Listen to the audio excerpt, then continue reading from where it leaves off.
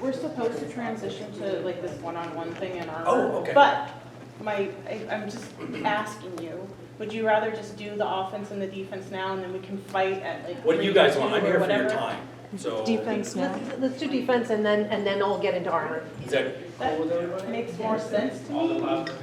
Yes. And then maybe we could move it up from 3 to 2. Okay, because I'll just keep right on. All right, yeah, just keep talking. I just wanted to check in. Thank you, Grace. And I think we can stay in here, so. Yeah. Okay, good. Yeah, So like they- when I fence, my fencing stance is not, I don't fence this way.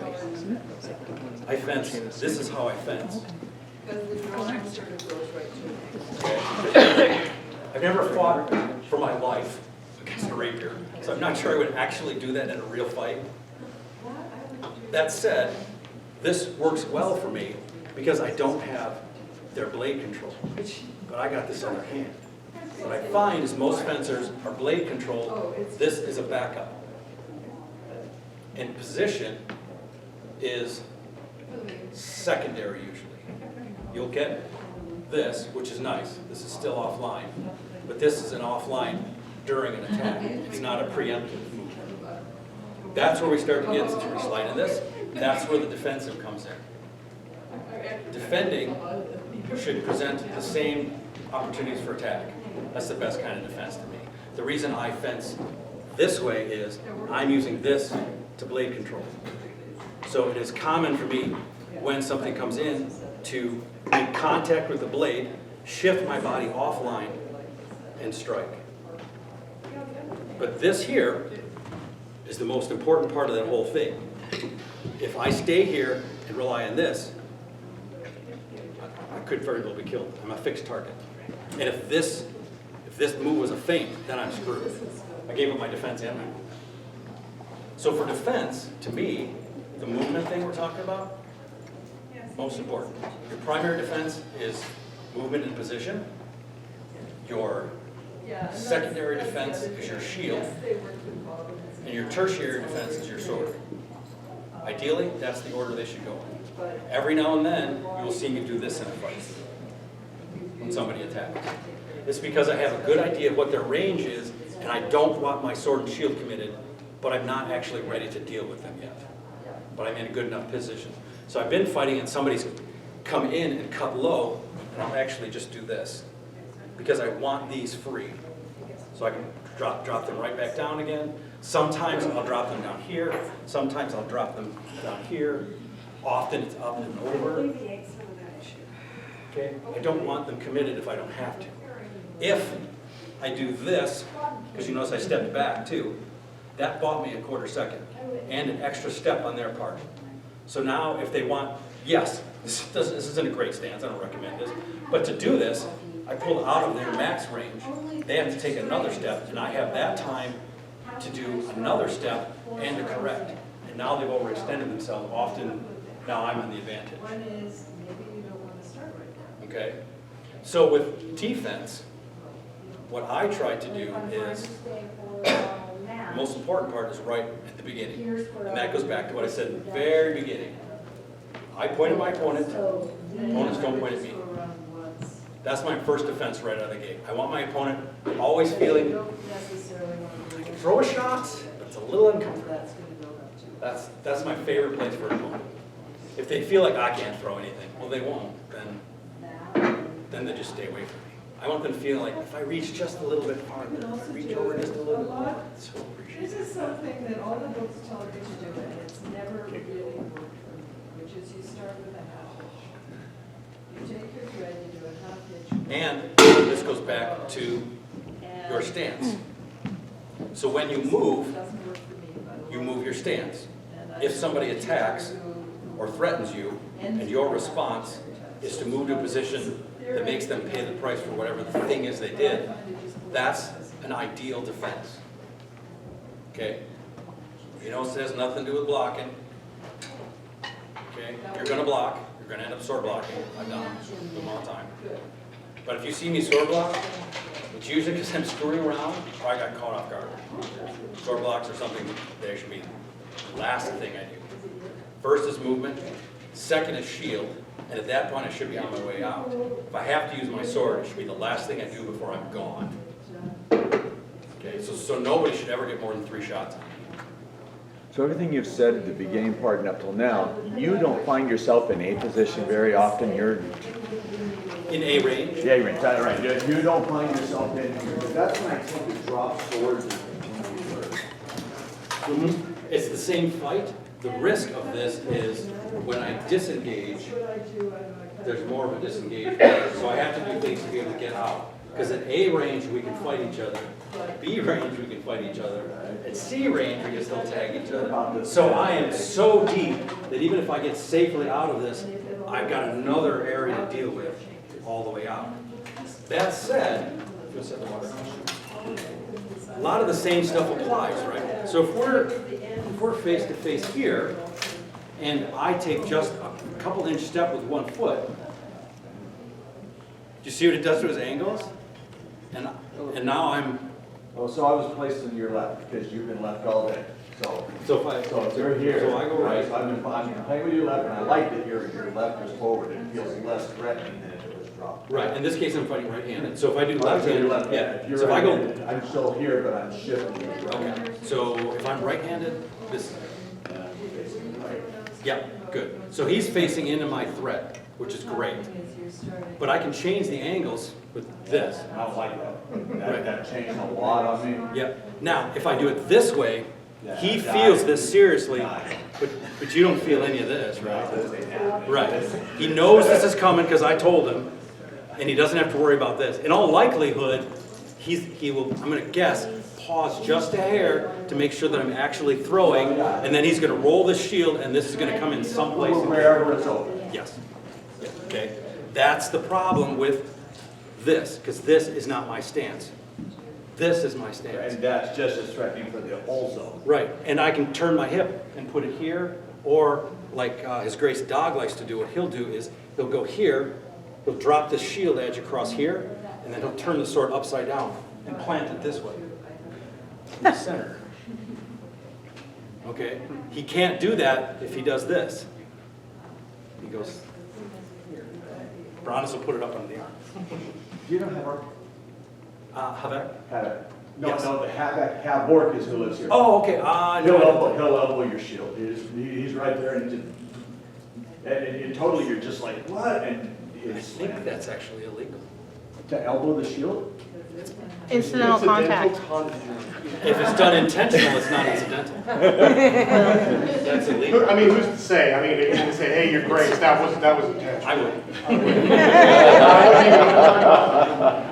Bronis fought a guy once who, whenever he legged a guy, this guy would step in, close tight on the guy with a high threat, and then he'd raise his knee like this, kick the guy's shield up in the air, high, so the guy was like this with a shield, and then he'd throw a rap. Bronis watched this a couple times, he's like, all right. So he goes out and fights the guy, and he pulls away. Bang, down the guy goes, steps in, kicks the guy's shield up, boom, right in the body, hard. Did it like 3 times, and said, just so you know, that's illegal. We don't do that here. So, gotta be careful. It's an awesome technique. No, well, and it's more of a lean, right? So like you get in that A position, you're leaning, There's a and regional then difference too. he's not. Yeah, and honestly, I haven't read for a while, so I don't know if it's a society rule or a kingdom rule. So I do not know that. There's a gray area on it, and there's a regional difference. The farther west you go, the more aggressive it gets with the body work. Then sway middle, north, middle, east, they get a little less. I will push things around with my shield. I know how to with my basket, but I'm not a fan of that. I don't like to commit my weapon to anything but its primary purpose. For me, it is, because I'm center grip, it is, and left-handed, it's common for me to, as I close on somebody, especially somebody's leg, is to step over this way, which looks like a hard threat here. My only goal is to get my boss past their shield edge. So when I step back and pull, the boss will pull their shield, and I can drop the center shot. So there are times, now this is a lesson I actually learned in art school, in high school. My instructor said, I want you to do it my way. Once you get it, then you can break the rules. Okay? So this is an example of that. This is not a stance that's advantageous. It's not my stance. It's not something, it goes against what I teach. But it had a purpose. It's to convince a person of a big old lie so I can go elsewhere. It's risky, but you have to know that's why you test, so I can break the rules. I tested knowing that the person would feel this threat, bring their sword up here and push their shield across to protect it that way. So it commits their weapon this way. Once their weapon's committed, I can step across to the other side. But I had to test that first. It's not just a thing I do. So, does that make sense? Okay. So, I'm gonna let you finish that one. defensive, let's try that. So let's everybody grab a partner now that everybody's comfortable.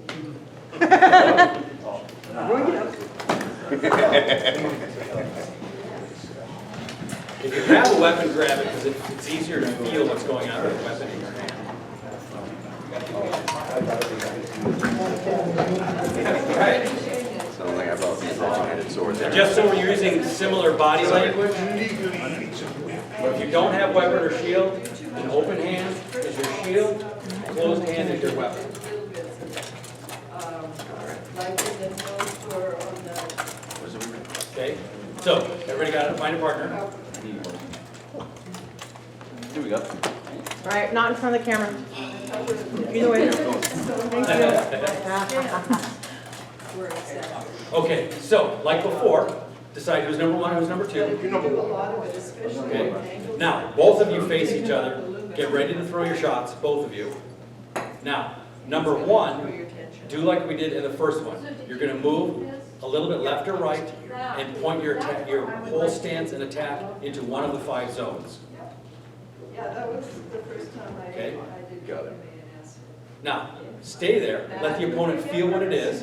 Now, the person, the number 2, you move so that person's not pointing at you, and you are pointing at one of their openings. So it's not like before where it's just into a safe zone. You should actually become safe and a threat at the same time. Explain also when we're on the loop. Okay? Once you got it and you can both feel it, make sure you can both feel it, then number 1 makes the move. Yeah, in Don't the care most where, time they've pick a got zone, really move to a safe place, threaten that I zone. would love to have been there. So Wait cover a few the seconds. threat or move to a new threat. So I was here, and when he moved, I covered the threat. I didn't actually move. Well, now with the. When I moved So in with this him- case- So what I did was, I moved the threat. That's not what I wanted him to come here, which was my strong front. And that's. So what you're he- setting him up is what you're doing. I can't help it. Yep.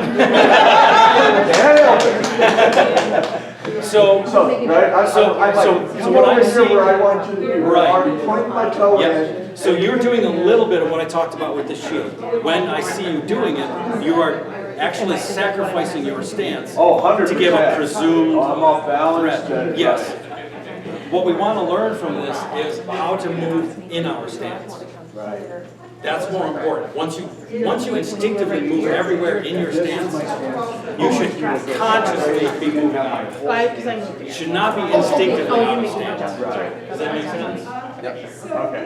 Okay? Is, you know, if you want to I come was. back, you don't have to.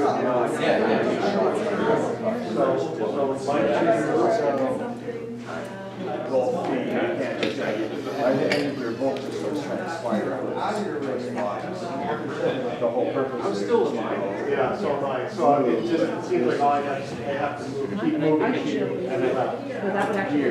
Unless. Okay, hold for just a second. The ladies are doing something that's really nice. When they are moving, when the first one moves and threatens, the other one who has been standing is motioning. This is the zone you're threatening. So they know where they're feeling it. Come back when you want. Okay? So let's all do that. I like that. Let's do it. We'll get to, I want to do because I think that's really. Sure, might as well. Someplace over here.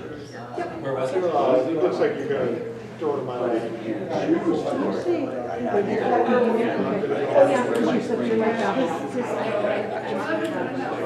Yeah, no, I missed, I think it's this shirt. I missed that you should your leg back. Yeah, because if you're like back, then that comes here. Are you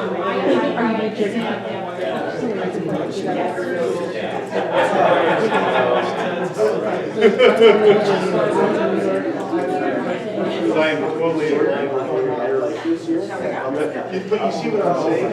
When, if you're gonna have to move like this, you're gonna have to move your block to get that thread. I'm gonna try to find it. In my way. Gotta get you. And you're, I was guessing, yeah, you're coming center line. So I'm gonna set here. Wrap? I was gonna do more wraps, yeah. I would more like a wrap. Cool. I like that one because I can actually feel the pressure more than I can when it goes like this. Yeah, like I actually put the test.